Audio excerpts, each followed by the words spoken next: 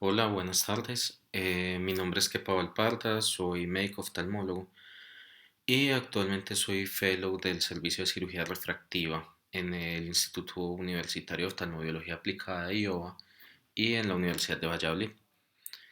Esta charla es una charla diseñada y presentada para el curso teórico práctico de queratoplastia y técnica quirúrgica sobre la superficie ocular desarrollada por el IOA.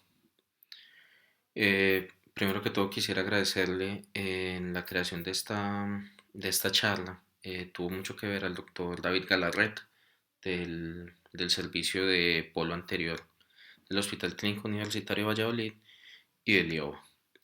La idea de esta charla es repasar algunos conceptos básicos sobre cómo es la técnica básica o las variantes más básicas de la técnica de queratoplastia penetrante.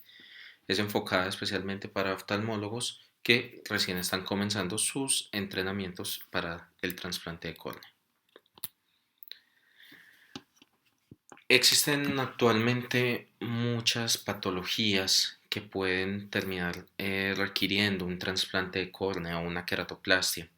Obviamente, como vamos a ver un poco más adelante, depende de qué patología se tiene y qué tan afectadas están las distintas capas de la córnea. De allí va a depender finalmente si desarrollamos o llevamos a cabo una queratoplastia penetrante o alguno de los tipos de queratoplastias lamelares, que es de mencionar que siempre van a ser desde que se puedan realizar las de elección. La queratoplastia penetrante, desde que se tenga entrenamiento en las otras técnicas, la penetrante va a terminar siendo una técnica que nos va a ayudar en algunos casos específicos, pero que no debería ser utilizada de rutina.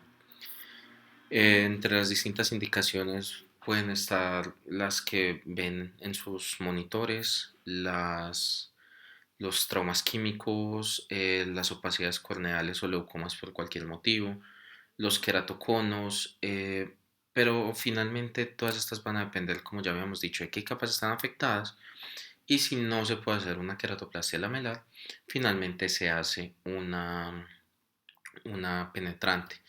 La última imagen es concerniente a una queratitis infecciosa severa, en las cuales se tiende ya a utilizar una queratoplastia terapéutica o, como se llama pues, popularmente, una queratoplastia en caliente. Existen diversos tipos de queratoplastias dependiendo de qué capas de la córnea receptora se retiren y cuáles van a ser las capas que sean reemplazadas de la córnea donante. La primera que vemos es la queratoplastia penetrante, en donde simplemente se traslada todas las capas de una córnea donante a un ojo del cual se han retirado todas las capas de su córnea. Es la forma más sencilla y hasta hace unos años la más usada. La siguiente es la DALC o queratoplastia lamelar anterior profunda, en donde lo que hacemos es hacer un trasplante de las capas superficiales de la córnea hasta un plano predesemético. La idea es que quede del receptor solamente intactas la membrana de Descemet y el endotelio, y obviamente un pequeño lecho de estroma posterior residual, pero el resto se retira y de la córnea donante lo que implantamos o lo que trasplantamos es lo mismo, el epitelio, la membrana de Bowman, el estroma y se retira la membrana de Descemet y el endotelio donantes. Esto se utiliza más que todo para patologías estromales, de las cuales pues la que más se utiliza es para el queratocono. Están las siguientes, la de SAEC o la de MEC, y otra que no está dentro de esta diapositiva, que fue la iniciada por el doctor Fogla en India, que es la PEDEC, en donde lo que trasplantamos al paciente es simplemente la parte más posterior de la córnea. En la de MEC estamos trasplantando membrana de Descemet y endotelio. En el de SAEC estamos trasplantando membrana de Descemet, endotelio y sobre esa membrana de Descemet un pequeño segmento de estroma anterior. Y en la PEDEC, teóricamente lo que se está trasplantando es el endotelio, la membrana de Descemet y un segmento muy delgado muy posterior de estroma, que es lo que está rodeado por el anillo de Dúa, o lo que pues también se ha llamado como capa de Dúa en general. Y el que está más abajo es una queratoprostesis o queratoprótesis, en donde ya utilizamos unos materiales externos, unos materiales no vivos de polimetilmetacrilato y titanio para hacer una especie de córnea artificial. Entonces, para llegar a una decisión de realizar una queratoplastia penetrante en el paciente, que es en lo que se va a centrar la totalidad de esta charla, tenemos que tener en cuenta cuáles capas están afectadas. Eso va a depender esencialmente de cuál es la capa de la córnea que tiene la mayor afección que nosotros necesitamos reemplazar o corregir quirúrgicamente. Y si desde allí se está generando una afección de las otras capas de la córnea. Esto se presenta, por ejemplo, en un paciente que tenga una queratopatía bulosa, en donde solamente el endotelio está afectado. Entonces, teóricamente podríamos retirar solamente el endotelio y trasplantarlo como en una PDEC o en una DMEC, pero si se sostiene durante mucho tiempo este cuadro clínico, se terminan haciendo unas zonas de fibrosis en el estroma de la córnea que no nos van a permitir adquirir una buena agudeza visual residual, y en esos casos podría llegar a considerarse una técnica más agresiva que una queratoplastia penetrante. La técnica más adecuada va a depender esencialmente de eso, de qué capas estén afectadas. Y algo también muy importante es con qué técnica yo, como cirujano ocular de segmento anterior, me siento más común. Algunos oftalmólogos tienen un entrenamiento esencialmente con queratoplastia penetrante, y puede que tal vez con estos cirujanos esa sea la técnica en donde los pacientes vayan a tener un mejor pronóstico, porque es obviamente en la que tienen una mayor experiencia. Otros que estén entrenados en otros tipos de queratoplastias lamelares y que tengan buenos resultados, ya pueden moverse un poco más en las distintas técnicas quirúrgicas y definir cuál es la que más le conviene al paciente y en la que ellos se sienten un poco más cómodos. Entonces vamos a mirar muy rápidamente algunos elementos que van a ir desde la preparación preoperatoria, la anestesia, cómo preparar la córnea donante, preparar el receptor, cómo hacer la sutura de ajustes y el manejo posoperatorio. Se va a mencionar someramente, aunque esta charla está enfocada totalmente a la parte de la técnica quirúrgica como tal. Para la preparación preoperatoria hay algunos elementos que son de suma importancia. Primero, la educación al paciente. Obviamente, la mayoría de las córneas que sean donadas y que no terminen teniendo una transparencia adecuada van a ser por lo que llamamos una falla secundaria del injerto, lo cual es equivalente a un rechazo del trasplante. Recordemos el concepto de falla primaria del trasplante o falla primaria del injerto, en el cual nunca se alcanza una transparencia y se puede provocar por varios elementos. Quizás el más importante sea la simple manipulación quirúrgica por parte del cirujano. Es muy importante educar al paciente en el sentido de que esté muy atento a los síntomas que sean sugestivos de que esté teniendo un rechazo del trasplante para que podamos instituir una terapéutica adecuada. En todos los pacientes trasplantados de córnea, siempre un ojo rojo con alteración de la agudeza visual, aunque no sea muy severa, siempre debe ser visto por un oftalmólogo con experiencia en trasplante de córnea para que pueda determinar y descartar que sea un rechazo al trasplante o hacer un diagnóstico diferencial. Otra cosa importante es determinar cuál es la presión intraocular del paciente. A veces puede ser un poco difícil si tienen edemas de córneas muy marcados o si tienen queratoconos con unas K muy altas y muy asimétricas, en donde va a ser un poco difícil, pero es importante antes de entrar al paciente a cirugía determinar si tiene un glaucoma o si tiene una elevación patológica de la presión intraocular, para determinar si va a ser necesario hacer algún tipo de técnica para manejo del glaucoma concomitante al trasplante. Hay que definir necesidad de otras cirugías. Dentro de esto ya hablamos del glaucoma. Otra opción son las cataratas. Si vemos que el paciente tiene una catarata y vamos a generar una queratoplastia penetrante, podría ser una muy buena opción considerar la realización de una cirugía triple, es decir, una queratoplastia penetrante con extracción del cristalino y con implante de una lente intraocular. Y obviamente definir el manejo farmacológico posoperatorio ya que algunos pacientes van a requerir inmunosupresión sistémica con todas las implicaciones que eso tiene. Son materia de otra charla, pero la inmunosupresión sistémica es de suma importancia en estos pacientes, más que todo en los que tienen un alto riesgo de rechazo. Primero, el manejo del tejido donante. La gran mayoría obviamente lo hace el banco y los técnicos que trabajan con el banco, pero es importante tener en cuenta que la responsabilidad final de la calidad del tejido donante es del cirujano, es 100% del cirujano. Es decir, nosotros como cirujanos tenemos que evaluar el tejido, ver que no hayan alteraciones importantes independiente de lo que haya comunicado el banco de tejidos y obviamente verificar los datos dados por el banco. Va a ser muy importante la edad del paciente, aunque más que la edad del paciente finalmente lo que importa son los recuentos de células endoteliales. Esto va a ser muy importante también no solo en los tejidos que nos envían para queratoplastia penetrante, sino, aunque no sea la materia de esta charla, los tejidos que nos envían precortados para hacer una queratoplastia tipo de SAEC, en donde en la misma manipulación puede haber habido una pérdida de células endoteliales por parte del banco. Entonces nosotros como cirujanos somos los que debemos determinar este elemento y tomar la decisión final con respecto a si el tejido se trasplanta o no. Es importante que no todos los tejidos son buenos para todas las intervenciones y si una córnea no tiene un buen recuento endotelial, igual puede ser usado para una SAEC, una queratoplastia lamelar anterior profunda.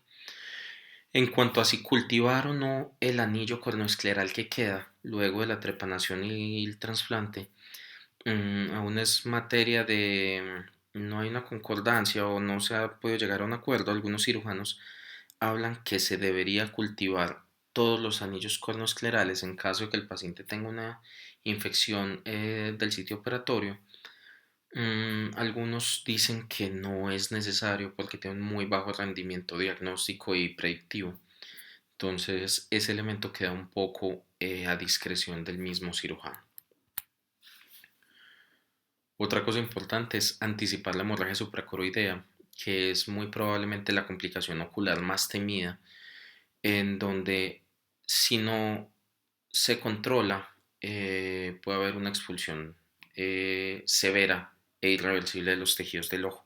Su incidencia es bastante baja, está alrededor del 0.45%, pero hay algunos pacientes en los cuales va a haber una mayor em, tendencia a desarrollarse esta hemorragia supracoroidea.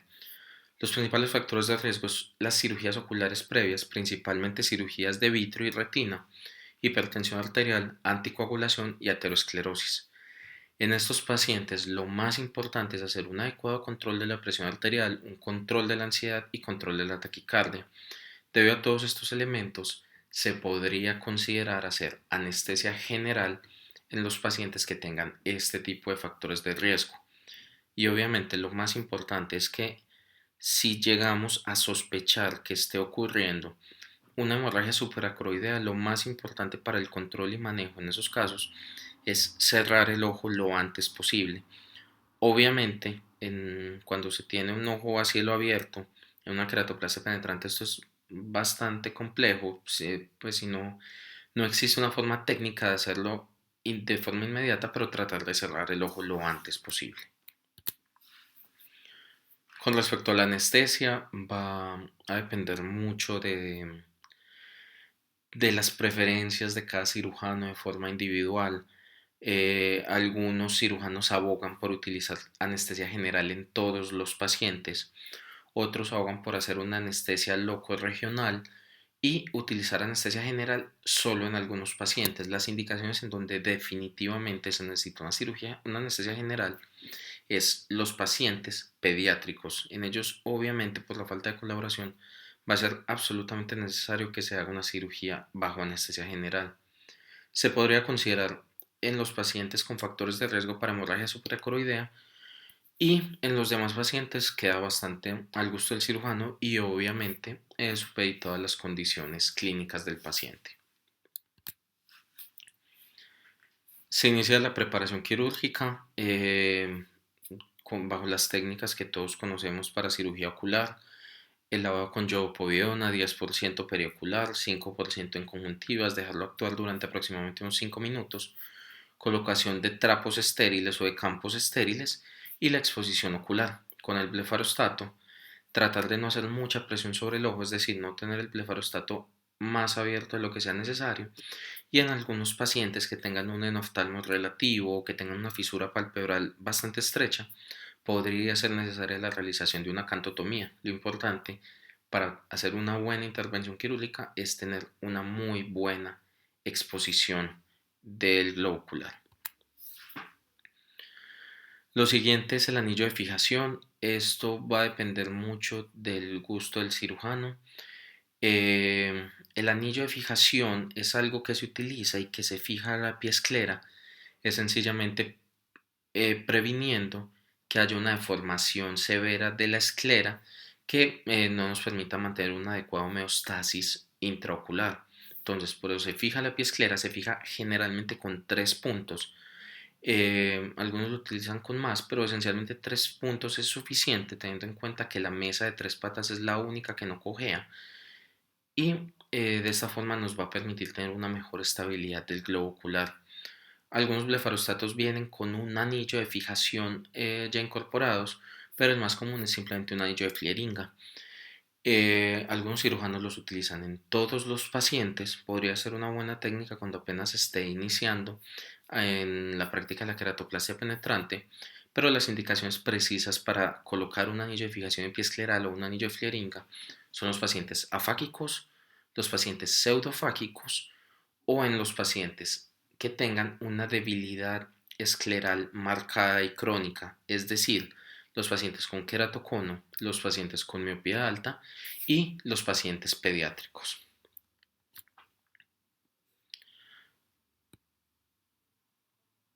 Acá estamos observando un video en donde se muestra cómo es la colocación de los anillos del anillo de fijación epiescleral o anillo de Flieringa, en donde simplemente se coloca sobre el ojo, se mira que no esté en contacto con el blefarostato, que no esté en contacto con otros segmentos del ojo y se anuda con nudos simples en epiesclera.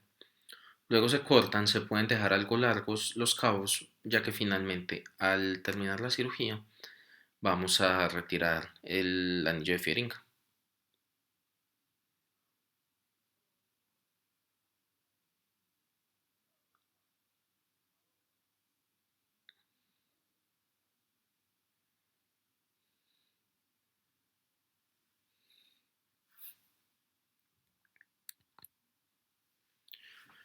Ya pasando a la parte de la trepanación de la córnea donante, es importante hacerla siempre, siempre antes de hacer la trepanación del receptor. ¿Por qué? Muy sencillo. A pesar de que casi nunca hay un daño excesivo de la córnea donante al trepanarla, en ocasiones se puede provocar. Y si nosotros ya hicimos una trepanación del receptor y lesionamos de forma permanente la córnea donante, obviamente no va a haber nada que trasplantarle al paciente en ese momento y va a ser un momento difícil de manejar quirúrgicamente. Entonces la idea es siempre trepanar al donante, luego antes de trepanar al receptor. Eh, si vamos o sea, dependiendo del paciente al que nosotros nos estamos enfrentados, vamos a hacer una diferencia entre el tamaño del donante y el tamaño del receptor. En general, lo que se acepta es, para la mayoría de los pacientes, por defecto, la córnea donante debería ser 0,25 milímetros mayor que el tamaño del receptor. Esto es específicamente porque como la córnea donante se tiende a trepanar endotelio arriba, mientras que la receptora se trepana endotelio abajo, al trepanarse endotelio arriba va a ser un poco más pequeño su tamaño. Entonces, digamos que si tomamos un trépano de barro de donante 0,25 más grande, al disminuir el tamaño nos va a quedar más o menos del mismo tamaño del receptor. Si vamos a utilizar tamaños menores de 7 milímetros o mayores de 9 milímetros, que se utilizan en muy pocos casos, Deberíamos utilizar una trepanación del donante 1 milímetro por encima del receptor, o si estamos manejando pacientes con queratocono o con miopías muy elevadas, podemos utilizarlo de igual tamaño. Esto es importante porque al utilizarlo de igual tamaño, cuando lo suturemos, la córnea donante va a quedar un poco más tensa, un poco más plana, va a tener una queratometría menos elevada y nos va a ayudar a controlar un poco esa miopía. Existen algunas consideraciones específicas con respecto al tamaño que vamos a utilizar para seleccionar el tamaño del trépano para el receptor y por lo tanto para el donante. Esencialmente, lo más importante es que el tamaño del trépano se va a definir dependiendo del diámetro blanco a blanco o white to white del paciente y la extensión de la patología. Esto es importante ya que tenemos que recordar que debemos con la queratoplastia reemplazar la totalidad del tejido afectado, porque si no el paciente va a tener una recurrencia. Entonces va a ser muy diferente si nos estamos enfrentando, por ejemplo, a un queratocono nipo, que es el que vemos en la primera imagen, o una degeneración marginal pelúcida, que es el que vemos en la segunda imagen, ya que en esta última, en la degeneración marginal, tenemos una alteración más periférica inferior que si no la eliminamos lo más posible, el paciente va a tener algo de recidiva. Hay algunos puntos importantes, y es que a menor tamaño que seleccionemos para el trépano, va a haber mayor inducción de astigmatismo, y a su vez, a mayor tamaño va a haber una mayor probabilidad de rechazo. Esto por dos motivos. Primero, a mayor tamaño que estamos trasplantando, le estamos poniendo al paciente una mayor carga antigénica. Y segundo, a mayor tamaño tenemos una mayor proximidad con el limbo. Sabemos que la córnea tiene un beneficio inmunológico en el sentido de que no tiene vasos sanguíneos directamente, a menos obviamente que haya neovascularización, mientras que en el limbo sí tenemos una zona altamente vascularizada que tiene mayor posibilidad de inducirnos un rechazo. Y de ahí ya vamos a terminar definiendo cuáles son los tamaños que vamos a utilizar. Posteriormente tenemos que marcar la córnea receptora. El buen centrado en estos casos es muy importante, ya que entre más nos acerquemos por alguno de los lados al limbo, vamos a inducir una mayor tasa de rechazo y vamos a disminuir los astigmatismos cuando tenemos unos botones bien centrados. Obviamente van a haber algunas situaciones en donde sí vamos a querer un descentrado voluntario, como por ejemplo en las degeneraciones marginales pelúcidas. Tratamos de centrarlo en la pupila. Si no se alcanza a ver adecuadamente la pupila, lo que hacemos es medir el blanco a blanco del paciente y marcamos la mitad de ese blanco a blanco, y eso lo vamos a tomar como nuestro centro de pupila. Siempre tener en cuenta que los descentrados voluntarios van a ser preferibles a usar diámetros grandes, y aunque no lo hacen todos los cirujanos, sí resulta bastante recomendable hacer un marcado radial para las suturas, para guiarnos en la colocación de las suturas, ya dependiendo de cuántas vayamos a utilizar. En este momento lo que más se acepta es utilizar 16 suturas para la mayoría de los pacientes y 12 suturas para los pacientes que tengan un riesgo alto de rechazo. Para trepanar el receptor hay distintas técnicas. La que más se utiliza en este momento es la trepanación con el uso del vacío por medio del equipo de Barron. Lo importante con este instrumento es varias cosas. Primero, tener un adecuado uso del vacío. El vacío es el que nos va a permitir hacer un corte más medido, un corte un poco más exacto y bien centrado y sin que se mueva. Recordar muy bien que siempre tenemos que tomar en cuenta la paquimetría del paciente en la zona donde el trépano va a cortar. ¿Por qué? Porque eso nos va a decir más o menos cuántas cuartas de vueltas tenemos que darle al trépano. Eso va a ser muy importante. Recordar que cada cuarto de vuelta es equivalente más o menos a 60 micras. Hacer mínima presión sobre el globo, esto nos va a ayudar a tener un mejor control sobre las estructuras intraoculares y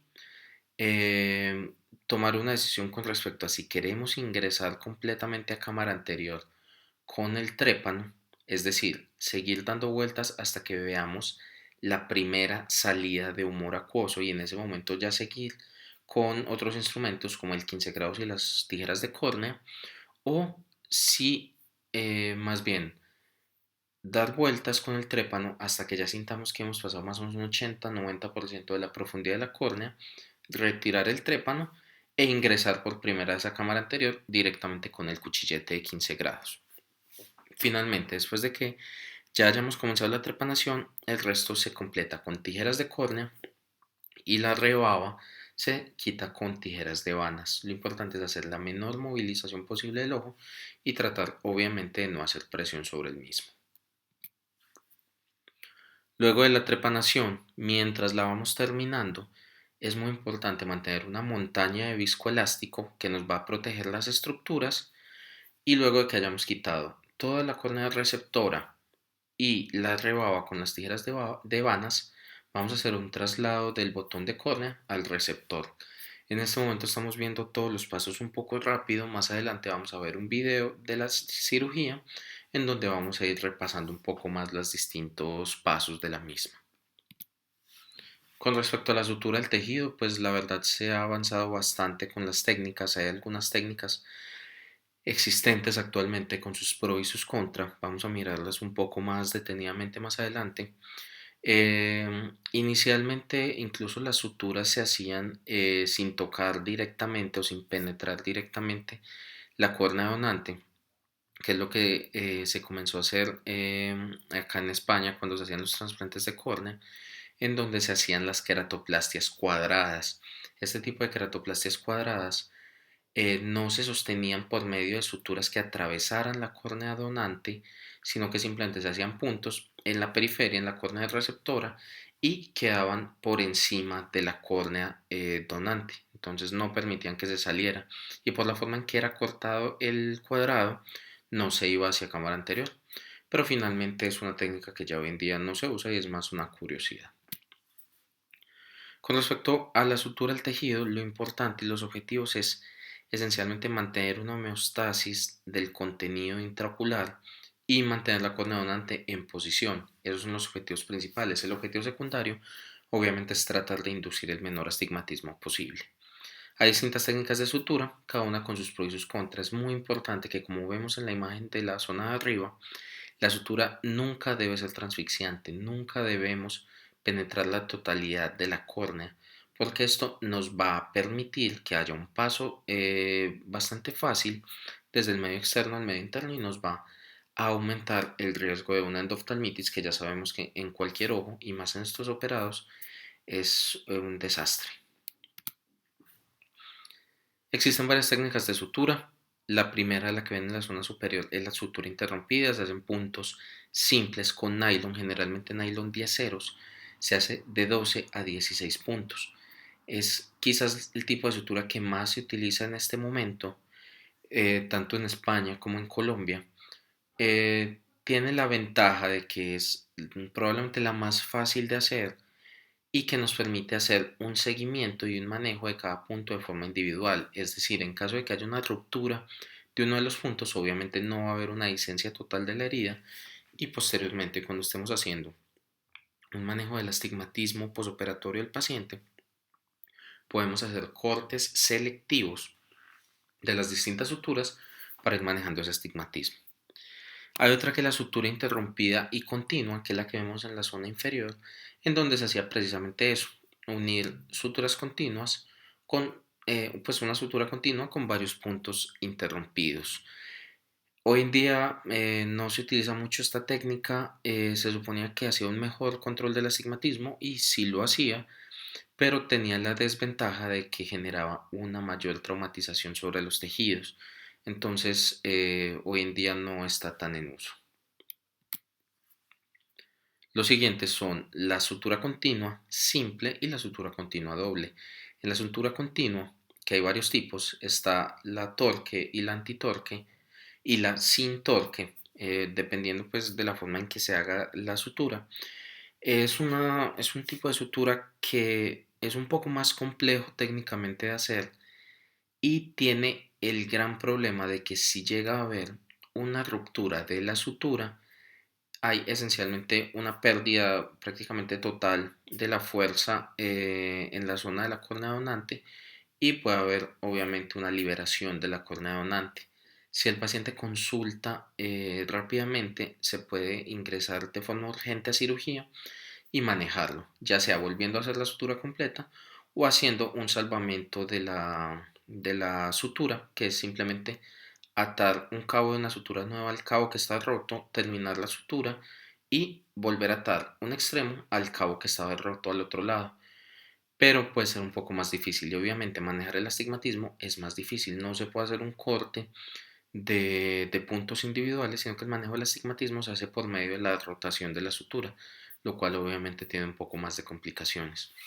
Y la sutura continua doble, que es la que ven en la parte inferior de la pantalla, hoy en día no se utiliza tanto.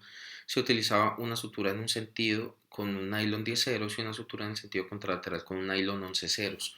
Obviamente, fuera de la dificultad técnica que implica este tipo de suturas con suturas tan pequeñas, traumatizaba bastante el tejido, entonces hoy en día está bastante en desuso.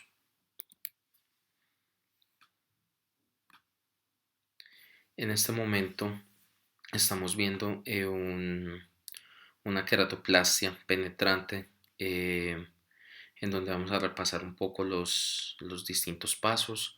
Ya se colocó el anillo de fijación epiescleral. En este momento se hizo un marcado del centrado de la córnea.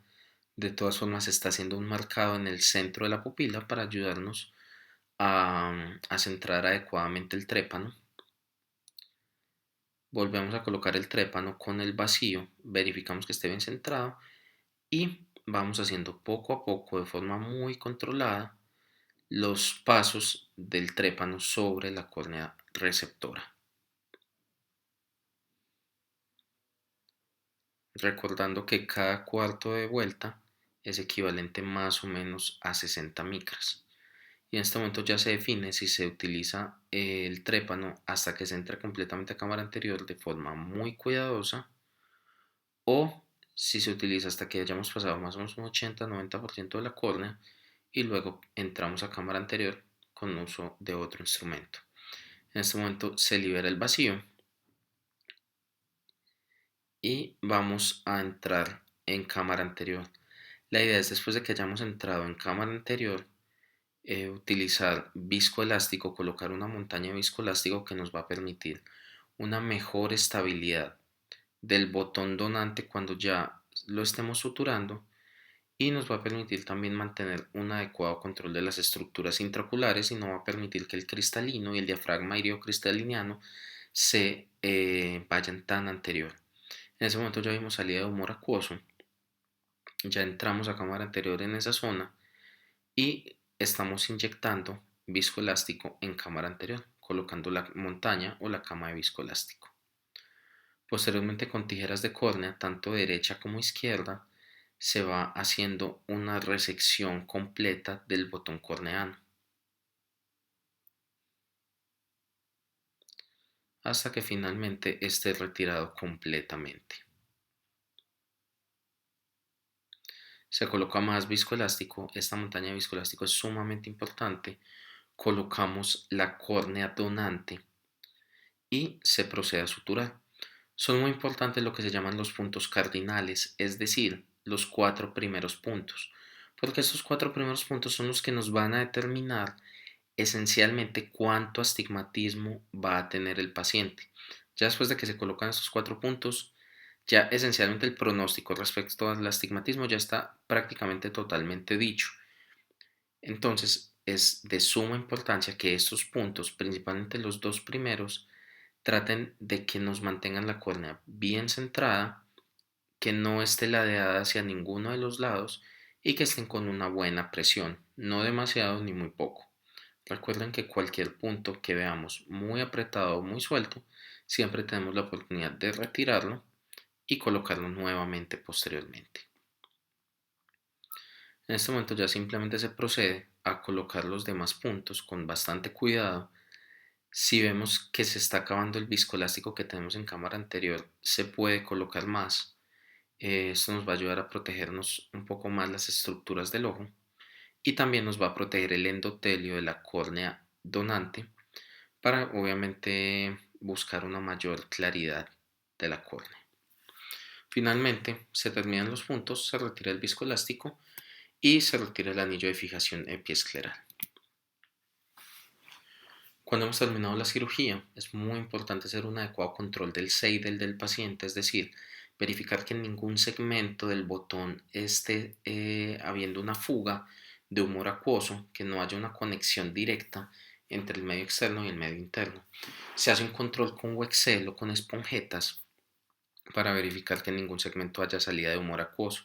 Si tenemos duda, siempre podemos realizar un test de Seidel con fluoresceína similar al que nosotros hacemos en la lámpara de hendidura en los pacientes ambulatorios, colocando la fluoresceína y utilizando una luz de azul cobalto. Nos va a permitir ver si hay salida de humor acuoso con fenómeno de Seidel. Y si hay pérdidas, obviamente colocar puntos adicionales. Finalmente, se hace un ajuste del astigmatismo, un control del astigmatismo que se debe hacer intraoperatorio.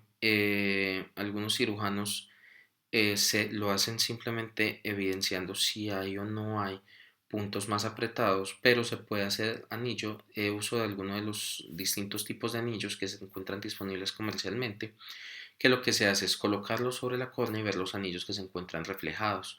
Y de esta forma, si vemos algún anillo que esté alterado, evidenciar en qué meridiano está ese astigmatismo que nos lo está generando y hacer un cambio o un aflojamiento o tensar un poco más los puntos dependiendo de lo que veamos y de esa forma vamos a hacer un ajuste del astigmatismo. Obviamente si hicimos puntos simples, también podemos hacer algo de manejo de ese astigmatismo en el posoperatorio. Finalmente, como conclusiones, las indicaciones de la queratoplastia penetrante en este momento no son muchas, son situaciones muy específicas en donde no podemos utilizar una queratoplastia lamelar, ya que es una cirugía que es mucho más agresiva y que deberíamos tratar de no usarla tanto desde que haya posibilidad de utilizar otro tipo de queratoplastias. Pero bien utilizada, genera unos resultados visuales que son bastante buenos. Con respecto a la intervención, ya la revisamos. No es técnicamente difícil realizarla. Quizás lo más difícil es la parte de los puntos, verificar que induzcamos la menor cantidad de astigmatismo posible, pero eso se va realizando un poco más con la práctica. Y los cuidados postoperatorios del paciente son sumamente importantes: los esteroides, los lubricantes, la buena educación al paciente y verificar en qué pacientes se requiere una inmunosupresión sistémica. Eso es todo. Muchísimas gracias.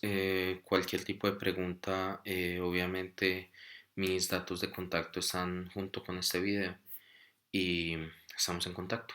Muchísimas gracias. Feliz noche.